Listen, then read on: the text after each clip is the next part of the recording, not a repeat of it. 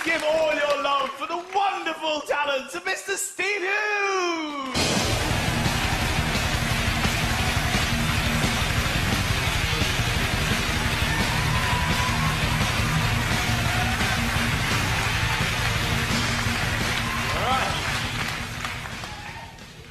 Thank you. The rest of you relax. I'm thinking the same thing looking at you people. So.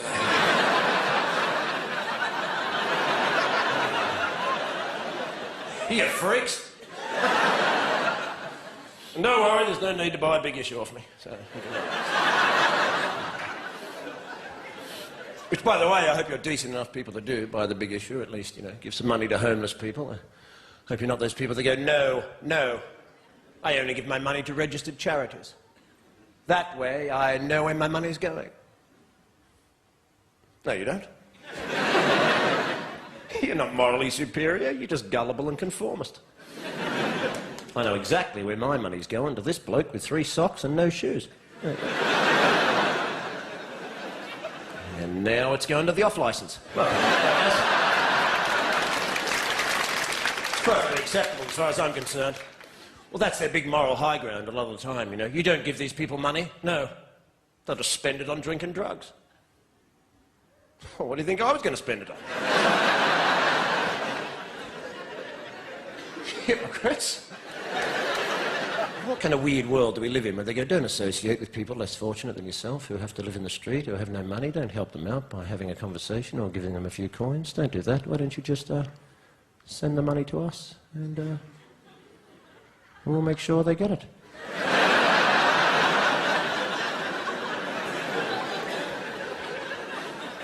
Anyway, it's wonderful to be. I'm from Australia, actually, although I have an English father, Australian mother. Some Scottish bloke said that makes me Welsh, so... Being in England for many years now, I understand, all of you, and myself included, we all have to live under the weird and oppressive regime of health and safety regulations. Which is very strange, isn't it? Because, you know... Remember in the old days, before health and safety? Remember when it was called common sense? Remember those days?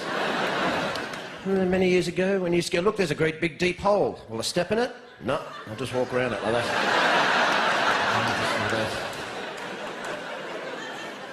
Well, how'd you manage to learn to do that? Well, my parents taught me not to be a moron. And I just kind of carried it on from there. See, the Dutch, they'll treat you like an adult. You're in Amsterdam, you're in a city. They sell pot, they sell mushrooms, there's trams, there's buses, there's cabs, there's push bikes with women, with kids strapped to the front of them. There's a road next to a canal. Is there a fence? No. No fence. England, there'd be a big sign, big fence. Don't go in the water. Don't all fall in the water and drown, don't go in. Amsterdam, is your bike wet? Yeah. Well, you're on the wrong bit, mate. So...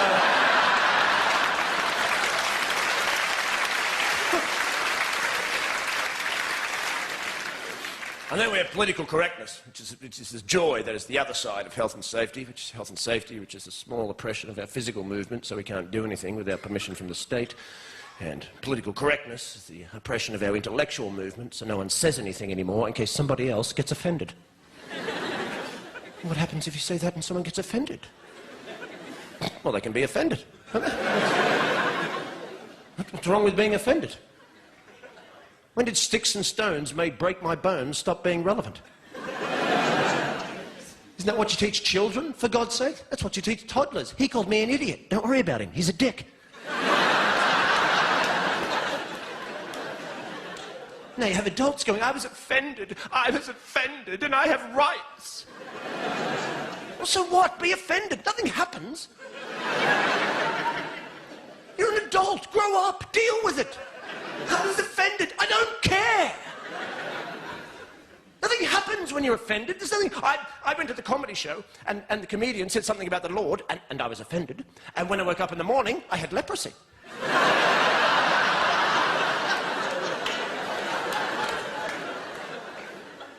Nothing happens. I want to live in democracy, but I never want to be offended again.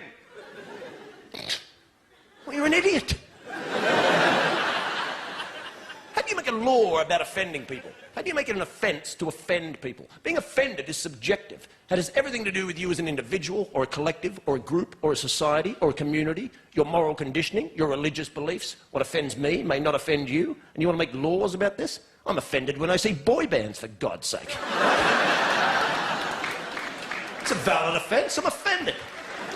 They're corporate shills posing as musicians to further a modelling career, and frankly, I'm disgusted. Right? But what am I going to do? Call the cops? Hello, it's me again. They're on the telly this time. 5 of them, that's it. Yeah, white suits dancing like girls, that's them. 5 minutes, I'll be out the front traumatised. Bye.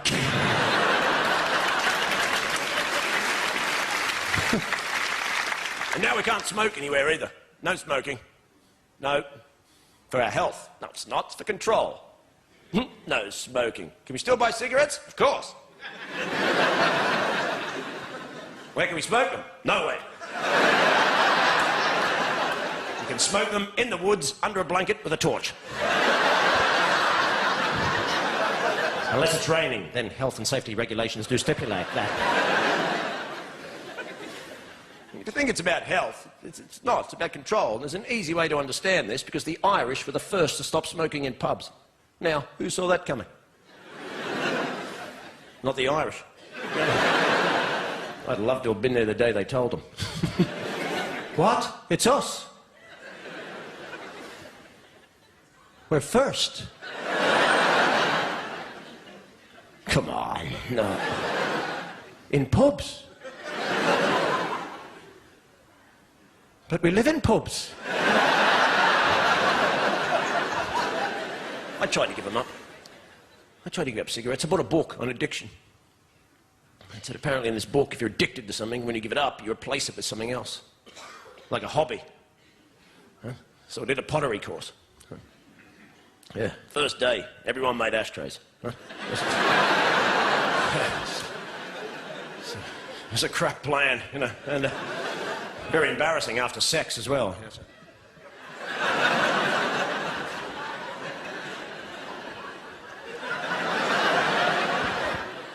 You were great, baby. Yeah, I've made you a pot.